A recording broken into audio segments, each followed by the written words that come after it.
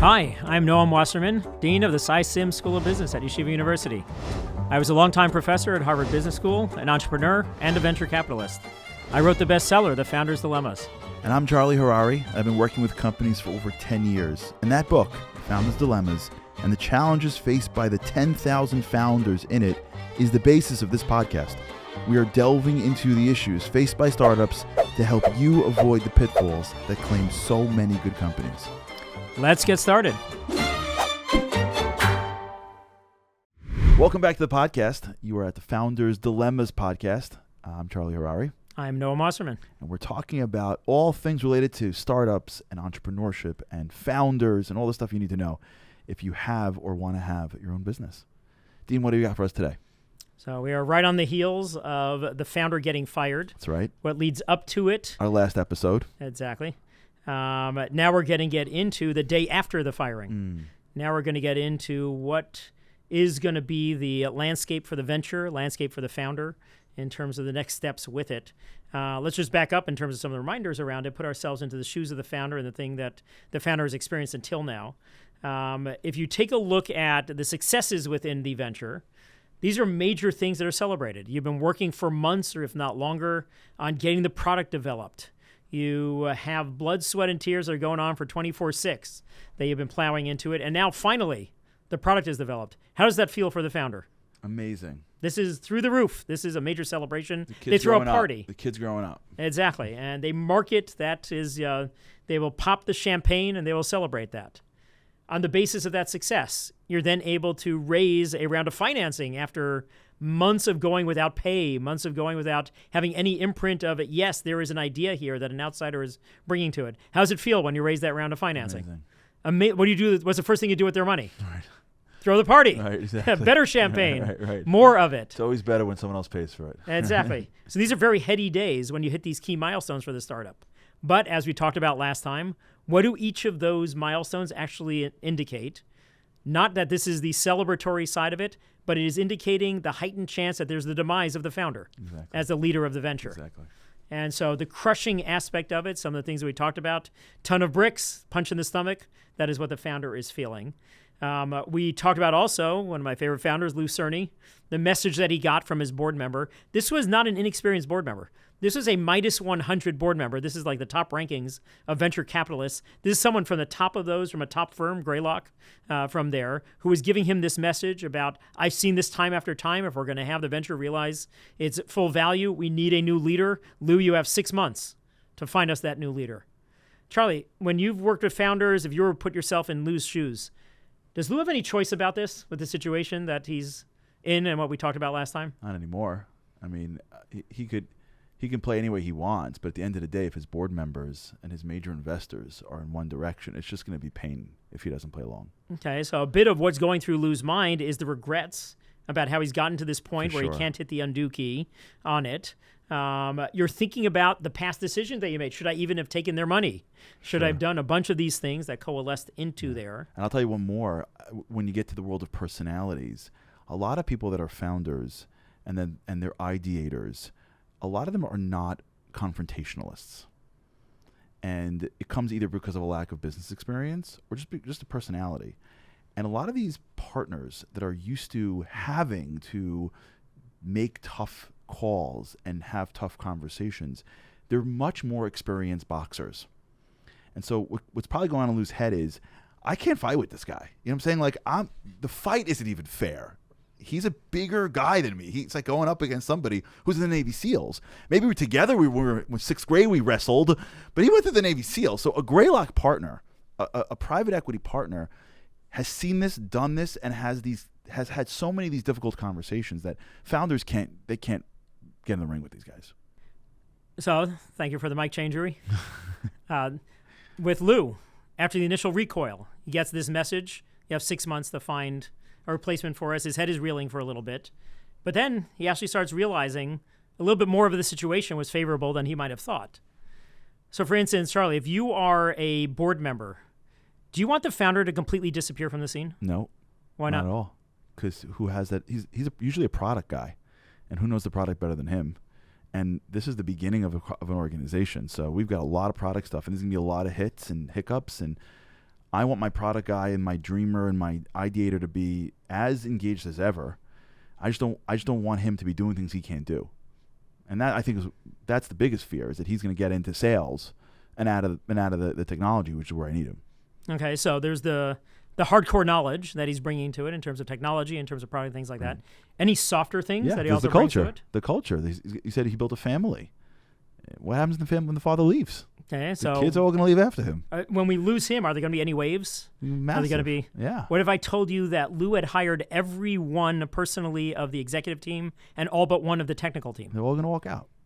Or even if they stay, their heart's going to walk out the door. Okay, so is there any way in which there's some leverage that the founder has, given the worries that they might have because of that? Yeah, for sure. Okay, as the successor, do you want Lou to disappear completely? No. Why? Because I need him around, because he's going to be my bridge to being accepted from the new people. And if I'm the successor, I don't have this level of expertise in the specific area that I need. Most likely, if I'm a successor, I'm probably more of a generalist. I need the acceptance, I need the approval, I need the culture to be high, I need the information to be strong. He'll bring all that. Okay, let me tell you about one of the demands that they had of Lou. Lou was the chairman of the board of directors, as often the founder is. The successor wanted Lou to step down as chairman. How are you feeling about that, Lou? Lou's upset. I see why the successor did it, but Lou's probably really upset. Okay, so why is the successor doing that? Because he wants the power and control. Okay. And he wants to be in charge. Okay, and how does chairman is relatively speaking just a symbolic role within the board. It's maybe he has a little bit of the control of the agenda at board meetings, but short of that, he's just another board member. He only has one vote, just like everyone else does within the board. Why would it be so important to the successor that he not be chairman? It sends the message that he's in charge. Okay, so a control side of it. Yeah. I'm being brought in to make major changes. What happens when he's making major changes in the product that don't align with the founder's vision for it, or in the team, the major loyalists that Lou had hired in and things like that? What might happen at that first board meeting when they're across the table from each other? It's going to be fireworks. Fireworks. Okay, as soon as an idea comes up, and who is everyone going to look to see where people come out? Are they going to look to the new CEO first, or are they going to look to Lou to see where Lou comes out on it? I think they'll look at Lou. Okay, what do you have to say about this change and what is going on here? Right. What do you have to say about this dramatic shift, about this person being replaced and things like that? You'll be looking to Lou, not to the new CEO, and that's a whole bunch of the control issues that would be introduced by that. Yeah. In that case, why are you keeping Lou around at all? You need him. Now, if Lou's going to be a constant detractor, you probably want to rip off the Band-Aid. If Lou's going to be helpful, then, which is probably super hard from a personality perspective, then you want to keep him around. How would you be able to tell? You can see on the board meetings. You can see in the interactions. You can see within the first 2 months if he's going to be, what are you doing here? I belong here. Or he'll be, let's build this company together. Okay. And that's really a question in Lou and a question in Greylock. Okay, so this is actually something going back to a concept that we also introduced recently. Investors have what they think of as a rich versus king test. Yeah. When they are first investing in a founder, they will already be trying to figure out if, when the time comes that I am thinking that we need to have a change in the CEO, is the founder going to be on board with that? Or is the founder going to want to remain king on the throne or queen on the throne, and they're going to be fighting this succession? Mm-hmm. Succession is always a tough thing to do. Mm-hmm. It's a major transition that is make or break for the company. And then when you layer on a whole bunch of these additional challenges that you're going to have with it being a very high-risk enterprise for being able to have this happen well, the investors are thinking all the way down to that endpoint when they are first even thinking about whether they're going to invest in the company. Mm-hmm. We can layer on also, if we have a comparison, to large companies. When you have the best of the CEOs in large companies. So Jack Welch, arguably the CEO of the last half century that we had, General Electric. When Jack Welch is stepping down as CEO of General Electric, doesn't he have intangible relationships that are going to be lost if he completely disappears? Doesn't he have company and product knowledge that is going to be critical for us to understand in terms of the vision that he brought to which of the businesses we should be going into and which ones we should lose? And yet, does Jack Welch stick around when Jeff Immelt is named CEO? No. No, he doesn't even stay on the board in any kind of a role. He doesn't stay definitely within the executive team or anything like that. And there's all sorts of reasons why, so that Jeff Immelt can take the reins and be able to do what the next stage of GE's development is going to be. And so if we look at that within ventures, what we have is actually the challenging point that you teed up already, the balance of it, irreplaceable founder versus the founder that's going to harm our being able to have this be a smooth transition. Right. And from the successor's perspective, it's really tough to come into any new CEO position when it's a company you don't know yet, even tougher. When your successor is still there, the tough becomes almost impossible. And when your successor is still there and disillusioned with having been replaced. It's impossible. Impossible for it. It only works if he's happier there. And so how you can be able to tell, either as the investor or as the successor, is this person going to be on board with it? Are they going to be okay with my being the one calling the shots? With when everyone is looking at the board meeting at him, is he going to be saying, I defer completely to what our new CEO is going to say about this decision, even when it is assaulting the very values that he brought to the company and the early decisions of people that he brought into it and things like that. And so that's the situation that we're in with this very high-risk inflection point of having this be a smooth transition, or whether it's going to be something that is betting that this is where the potential of the company could be reached, or it could be the demise of the company if this is not done well. I see this happening in a lot of businesses that are much smaller in different ways. People come in, they get hired to do something that was once the responsibility of somebody else that's still in the company. It's not taking over the whole company, but it's taking over the production, it's taking over the sales, taking over the management, it's taking over something. It's a very similar exercise to what's going on, which is you have somebody that is still there, but was once in charge of 3 things, and they hired somebody to do one of those 3 things. And it may not have been their choice. It's a very similar dynamic to how do you navigate a new person when the person who he's being replaced by is still there. It's incredibly complex. Yeah. There's actually a couple of great videos that I show in class when we are talking about this inflection point and the first board meeting when you have the successor running the show and the founder still at the table within that board meeting. One of them is when Steve Jobs had John Sculley come in as the CEO of Apple, and the fisticuffs between the two of them at that initial board meeting, possibly in our resources page. Maybe we should post a link to that clip. Another one that I actually find more fun, but it's no one that anyone has ever heard of before, except for the automotive aficionados out there. There was a pioneer in the automotive industry named Preston Tucker back 60, 70 years ago. Pioneered a lot of things that we now take for granted in autos, seat belts and other things along those lines. And when they had decided he should step down as the CEO of that company, in a movie that they made about his life, it shows the first board meeting again between the successor being there and Preston Tucker being at the table. And the successor is going through several of the things they're going to have to change in this product, in the Tucker automobile that they had. And he's Xing off of it, seatbelts, they've got to go. And Tucker pounds the table and he says, seatbelts, you're going to kill people with my product. And the successor says, seatbelts are going to imply to people that our cars are unsafe. This is going to harm our marketing. There's all sorts of ways in which you're going to have to adjust to the world, Preston, and I'm the one in charge here.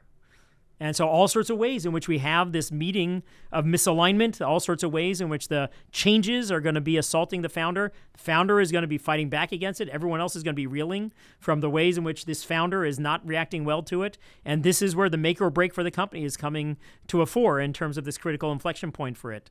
Very interesting thing in terms of the investors that we talked about with their rich versus king test, and they're posing that ahead of time.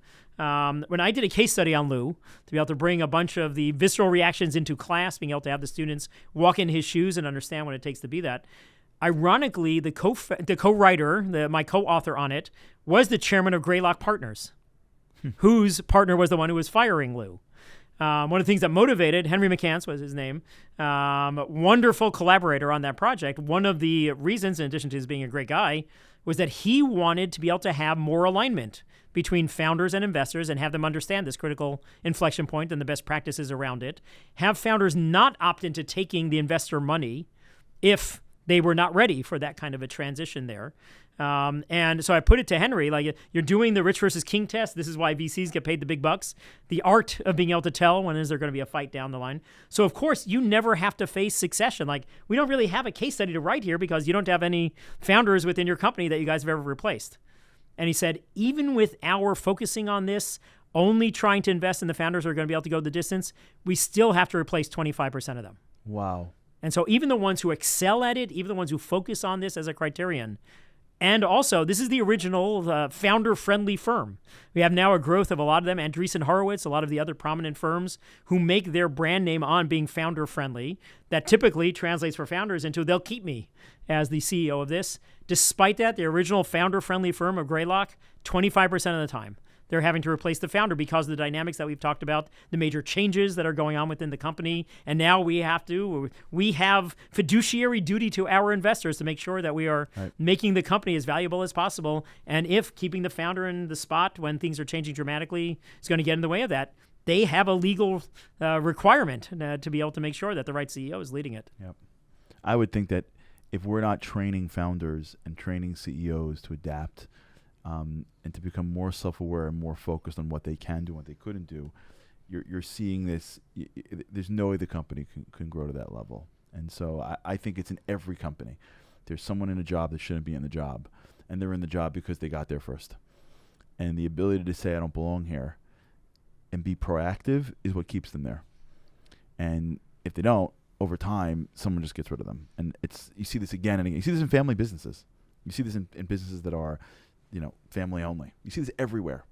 People are not, and we're all guilty of it, right? There's a certain feeling of being found. I'll tell you honestly, I had something that I started years ago that I started all from Hashem. I mean, whatever God puts in, it's not me, it's Him. But it was an idea that I had, and I did all the work, and we launched it. And then a year later, it was in a nonprofit. The whatever head said, listen, we're gonna have to move you out. We need someone that's gonna have more time to put into this, and you're not putting enough time in. And every time I look at that thing, it still bothers me. Like, it still bothers me that, like, I remember when we first started this thing, it just came out. Like, I can't believe that it was like I was just dismissed from this particular thing, even though I didn't have as much time as the other person in, and even though I wasn't willing to, do whatever needed to happen to grow this thing. And that may have been the better call. It doesn't matter. And that's an emotional connection that people have to things that gets in the way of their success and the company's success. And you see this everywhere. Yeah, it's not just everywhere now, but it's timeless also. You have throughout the Torah, Rashi on a recurring basis talks about how when the new leader comes in, the old one has to disappear. That's the Moshe and Yehoshua transition they have there. Throughout the Talmud, you have the same kind of thing when you have Rabbah and Rav Yosef, and they're being the Rosh Yeshiva, the head of the academy. It has to be that one of them leaves, and only then can Rav Yosef be coming up into the next stage of it and things like that. And so this is the timeless, the universal in terms of a bunch of the things. In terms of the data, going back to the comparison to Jack Welch and does he disappear or not, it actually happens to be that more than half of the time, the founder, after being replaced, stays in the venture as a lower-level employee. Wow. And so there within the team for Lou, that turned into chief technology officer. He took on the technical reins to be able to fit a bit of his technical knowledge and the other ways in which he could get back to his baby, like his passion from before that. One of the key things that he had to negotiate about why he was going to be willing to go and give up the reins was he required having veto power over who the new successor was going to be. Mm-hmm. I am the best one to be able to tell who's going to be the next best parent for the baby and other things like that. That was one of the things that he made sure to be able to have there. That actually led to, instead of it being 6 months until they brought the replacement in, Lou didn't find someone who was a good next husband for his wife, who he was divorcing now. No surprise that none of them were good enough. Were good enough, or better would be, I guess, for his daughter. The husband for his daughter, none of them were handsome enough or talented enough for him. It ended up taking 6 months, 6 months more, twice as long, for them to finally have Prince Charming be walking in the door. Wow. But then Prince Charming was coming in and saying he can't be the chairman because of a bunch of the control and things like that. Another one of the dimensions is also the financial side. Being able to diagnose the founder and what is making them tick. Does this founder only want to be king on the throne? Or is there also a rich side to that person? Does that person also want to get richer? Right. And it might be that the founder gets some of the equity bought out by the investor in order to have them see some gain right now from being able to hand over the reins.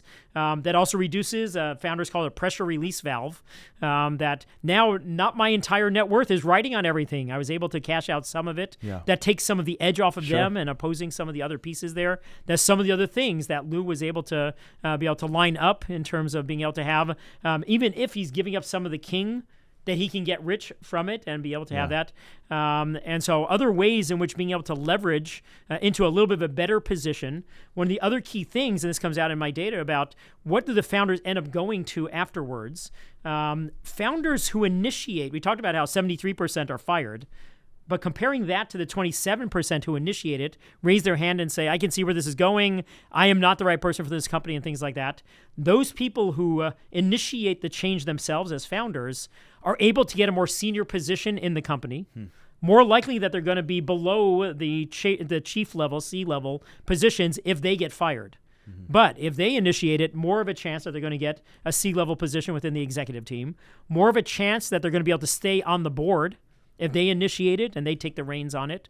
And so a bit of that self-awareness, both about themselves and about where things are going. And if they can take that, seize the reins, be able to take a little bit more control of the succession process, that's where the self-awareness and the negotiating power is able to come together to be able to reinforce that for the founder. Fascinating. Okay. Well, that was an incredible overview, and I think this applies on so many levels. Both if you are one of those founders, or even if you have a business in which the roles are shifting and the company is evolving, and the ability to see ahead of the curve and to be proactive about it and to be more and more self-aware allows you to actually progress a lot quicker. I'm almost thinking about these serial entrepreneurs that really would be better off cashing out in their positions and going and starting something new, or than fighting and staying and letting not the emotions drive. This was Founders Dilemmas podcast, brought to you by Dean Wasserman and myself, Charlie Harary. Thank you so much for joining us. You can always email us questions at foundersdilemmaspodcast@gmail.com. We want to hear your questions, want to hear your thoughts, want to hear your feedback. And as always, we cannot wait to see you next time.